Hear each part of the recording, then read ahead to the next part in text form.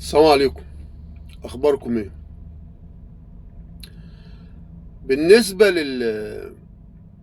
حادثه اغتيال اسماعيل هنية، هي مصر لو كان حصل فيها اللي حصل مع اسماعيل هنية، يعني لو مصر كانت مكان ايران، كان الاعلام المأجور هيتكلم ولا ما كانش هيتكلم؟ كان هيقول مصر ومصر، ده ممكن كانوا يتهم مصر ان هم اللي اغتالوه. انما هو الاعلام المأجور ما بيشوفش غير مصر بس، عينه مش مسلطه غير على مصر بس. طيب اسماعيل هنية اغتيل في ايران، في المكان اللي كان فيه، والمكان ده اتفخخ ازاي؟ يعني الموساد لو هو المغتال اسماعيل هنية، فين الرقابة بتاعت دولة ايران؟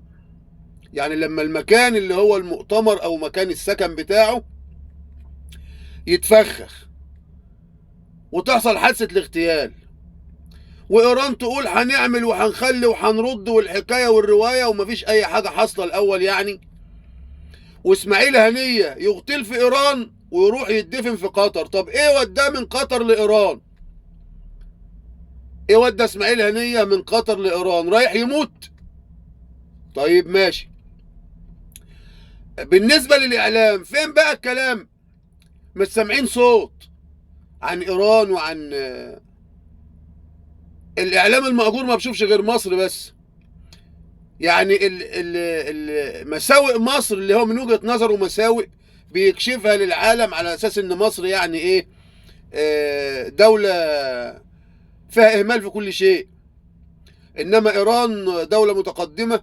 طيب دلوقتي المخابرات العامة القطرية خدت وسام من امريكا. وسام ايه؟ عن ايه؟ علشان ايه؟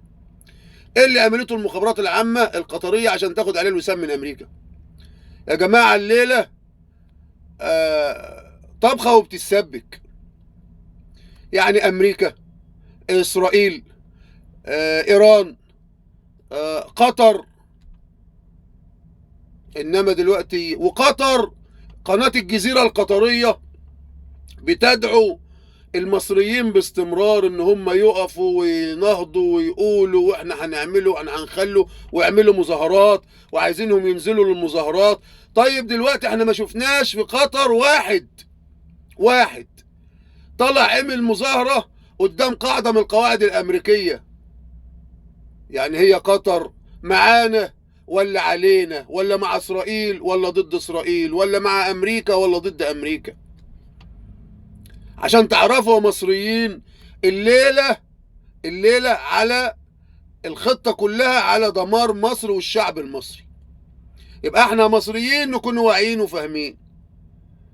اسماعيل هنية راجل فلسطيني،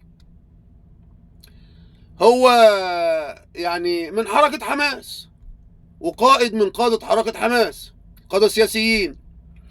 و7 اكتوبر اللي مش مصر كانت سبب فيها، يبقى مصر تتحملها ليه؟ مصر تتحملها ليه؟ وبعدين مصر لو هتتحمل بتتحمل لوحديها، ومصر لو بتتهاجم بتتهاجم لوحديها. خبر ايه؟ فانا الرسالة دي للشعب المصري: يا شعب مصر، قيادتك وجيشك وبلدك حافظ عليهم، عشان الخطة لدمار الدولة المصرية. طب هم مش قادرين على الدولة المصرية بأي مواجهة مباشرة، بيحاولوا يعملوا انقسام في الشعب المصري على القيادة، على جيشه، عشان يقدروا يتسللوا للدولة المصرية. وإن شاء الله الدولة المصرية ربنا حميها بإذن الله. كانوا كلمتين بس على عجالة كده، وعشان نعرفوا بس مين معانا ومين علينا. السلام عليكم.